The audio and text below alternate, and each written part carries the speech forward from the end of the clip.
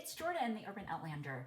So happy to have you here. It's Outlander Season 5, Episode 3, Free Will. No, not Free Willy, it's Free Will. And that's the little not the last of my bad jokes. Let's get this going. The opening. Claire, she's doing her moldy bread thing. She's daring history to try and stop me. Well, we all know how that's gone. This is a recurring theme in Outlander, and I'm just like, it never works, Claire. It never works. Anyway, let's see her continue making moldy bread and like this exorbitant amount of bread loaves that was ridiculous in episode 2. I'm not quite sure what she was doing there. It was like a 2-for-1 bakery sale. I'm not sure. I mean, I understand you're trying to, culture mold, but you don't need that much bread. You really just needed like one loaf. I've noticed some interesting stylistic changes in season 5. In the opening credits, already know, yes, they've done this before. They change the credits every season to kind of reflect where the characters are. Totally cool, great. So in season 5, I've noticed this sort of, there's the recap, and then we kind of have the episode opens, sets the theme, and then we move into the opening credits, and then the episode starts. Before, I don't know if you've noticed this, but with the other seasons, it was, the recap, the opening credits, and then the episode starts. Very rarely, maybe on like the finales, would it go recap, episode opens, sets the tone, the theme, and then we go into the opening credits, and then the episode starts. So that's something a little bit different I've noticed. Another different stylistic moments in this season have been the ending of the episodes. It's felt a little bit like they don't end conclusively. There's always a cliffhanger, right? That's always like in television. Every episode has to end on some sort of cliffhanger, so to speak. But especially with episode 3, and I think with the other episodes this season, things are kind of ending in mid-moment, mid-thought. It's not like it doesn't always feel like, oh, this is the point where the episode will end. That's a trend in a lot of TV. I noticed it particularly with Mindhunter in the last season. There was definitely a lot of that where all of a sudden the episode would like end. It's like, oh. So that seems to be something they're sort of doing in this season. Also, when the title cards come up of the name of the episode, there's always the theme song kind of continues lingering. I've noticed that. Have you? Where you can still hear sort of like echoing in the background very subtly, like, say, could that last be I?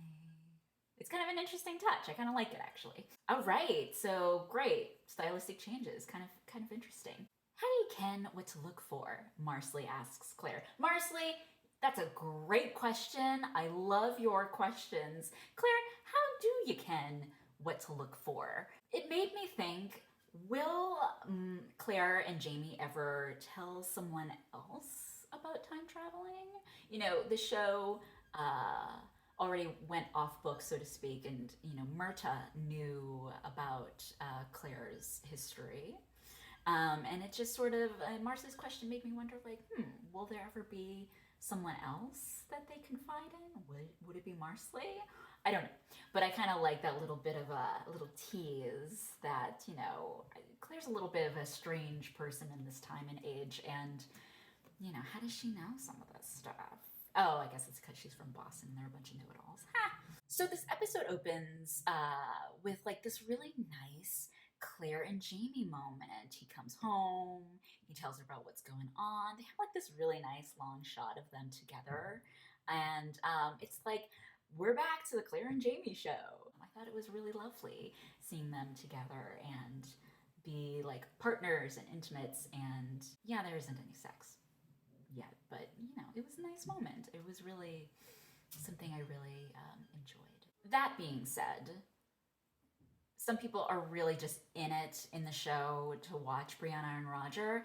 And I liken myself more to like the kid whose parents got divorced and are seeing other people and they bring them home to like meet me. You are not my mommy and daddy. I still do not want to see Brianna and Roger kiss or have sex. So I'm sorry. I can't do it. I'm all about the Claire and Jamie show. And again, like some people are just more into the Brianna and Roger show. And I'm like, oh, I'm still like, ugh, about them like getting together intimately in any way, shape, or form. Anyway, I'm here for Claire and Jamie. Cute moment of the ep, Germaine, grand-père. That was really cute. And what would you do if your grand-père was as hot as Jamie Fraser?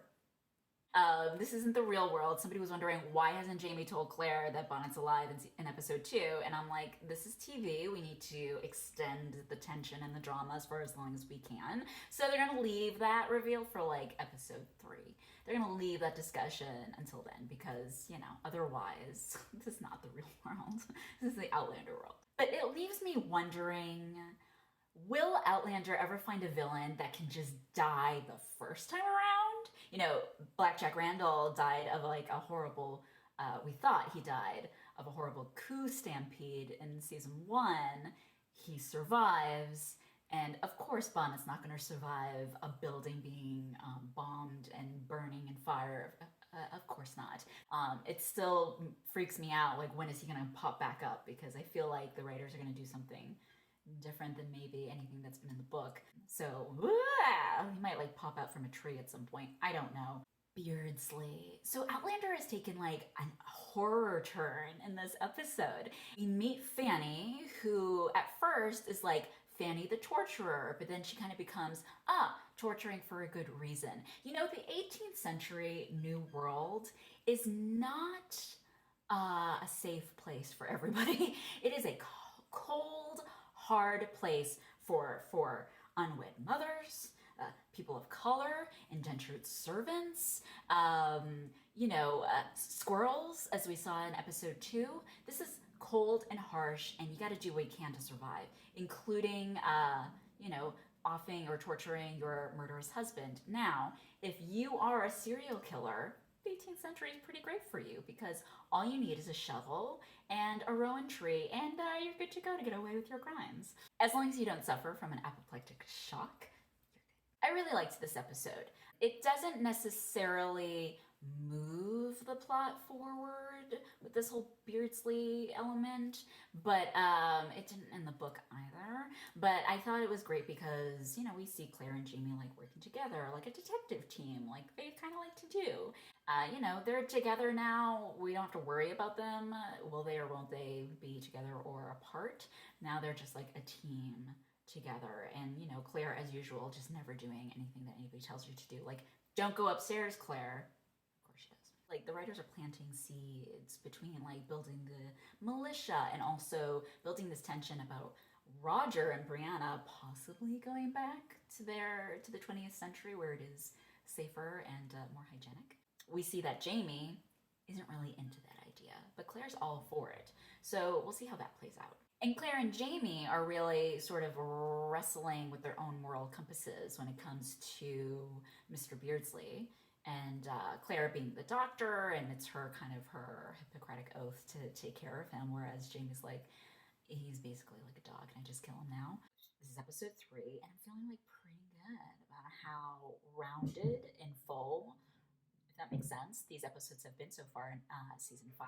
I don't know what's going to happen next. We'll have to tune in next week. If you watch this sort of, it's not a recap, but the sort of like little featurettes at the end of every episode on Stars where the producers and writers talk about the episode, Matt Roberts was talking about the passenger pigeons that we see at the very end of the episode. I had to Google what a passenger pigeon was because I'm like, what is that? Well, they're extinct. That's partially why I didn't know what they were. And I'm not exactly a bird enthusiast, so I definitely didn't know anything about a passenger pigeon.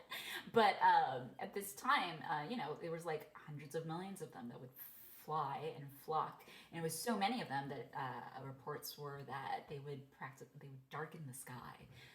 There were so many of them, but they went extinct at the end of the 1800s, I think. The Audubon Society had a very interesting article about it, so Google that. He mentioned, Matt Roberts, that I guess throughout the season they're going to kind of show some things that would have been in this time that are no longer in our 21st century lives. So that was kind of like an interesting tease. If I hadn't seen that little snippet at the end of this episode with the producers, I wouldn't have really made any sort of connection with those flock of birds. You know, a learning lesson, the more you know.